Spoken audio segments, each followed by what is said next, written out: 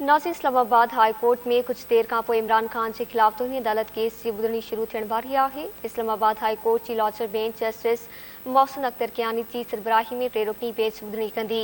अदालत advocate general Jahangir जदुन के भी तलब करे वरितो आहे। उन हवाले से असां वीडियो लिंक ते मौजूद है। इस्लामाबाद में धरती टीवी जो रिपोर्टर नसीर चारण। जी नसीर, आगाह कजो। जी बिल्कुल, इस्लामाबाद हाई कोर्ट में इमरान खान खिलाफ तौहीन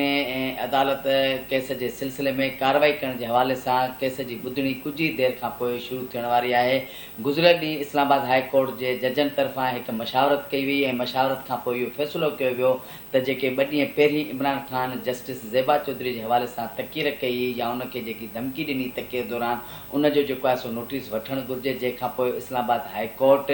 बाज़ाब्ता तौर ते जेको आहे सो नोटिफिकेशन जारी कयो ऐं इमरान खान जी स्पीच जो नोटिस वठंदे तौहीन अदालत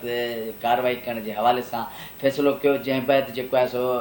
इस्लामाबाद हाई कोर्ट तरफा इहो फ़ैसिलो कयो वियो त इमरान खान खिलाफ तौहीन अदालत जो केस ठहे तो ऐं इन सिलसिले में जेको आहे सो लार्जर बेंच जोड़ण घुरिजे, जंहिंखां पोइ इस्लामाबाद हाई कोर्ट जे चीफ जस्टिस कायम मक़ाम अहमद फारूकी जे हुकूम तहत जेको आहे सो लार्जर बेंच जोड़ी वई, जंहिंजी सदारत जेको आहे सो जस्टिस अख्तर मोहसिन कियानी कंदो ऐं 3 रुकनी लार्जर बेंच कुछ ही देर खां पोइ इमरान खान खिलाफ तौहीन अदालत कार्रवाई के सिलसिले में केस की ॿुधणी जेको आहे सो शुरू करण वारी है। इन सिलसिले में इस्लामाबाद हाई कोर्ट तरफा एडवोकेट जनरल जहांगीर जदून के भी नोटिस जारी किया है तो हू भी जेको आहे सो अॼु जेको आहे सो जेकी इमरान खान खिलाफ तौहीन अदालत की कार्रवाई के सिलसिले में जेकी केस की ॿुधणी कुछ देर खां पोइ शुरू थियण वारी आहे उन में पेश थिए ऐं हुकूमत तरफा जेके दलील आहिनि उहे जेको आहे सो या मौक़ुफ़ आहे उहो जेको आहे सो अदालत आॾो रखियो वञे। इन सिलसिले में इमरान खान के वकीलन के भी जेको आहे सो नोटिस जारी किया वियो आहे ऐं कुछ ही देर खां पोइ जस्टिस अख्तर मोहसिन कियानी की सरबराही में 3 रुकनी लार्जर बेंच इमरान खान खिलाफ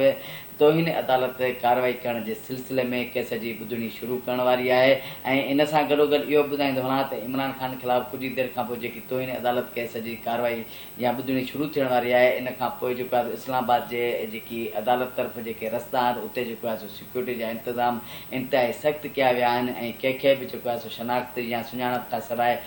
अदालत जे अंदरि या जेको अदालत जे तरफ़ जेके रस्ता आहिनि उते अचण वञण जी इजाज़त हूंदी। इस्लामाबाद हाई कोर्ट तरफा गुज़िरियल ॾींहुं जेको आहे सो इहो नोटिस वरितो वियो त इमरान खान तरफा जेके जस्टिस ज़ेबा चौधरी के हवाले से जेके तकीर कई या उनके जेको लफ़्ज़ जेको आहे सो जेको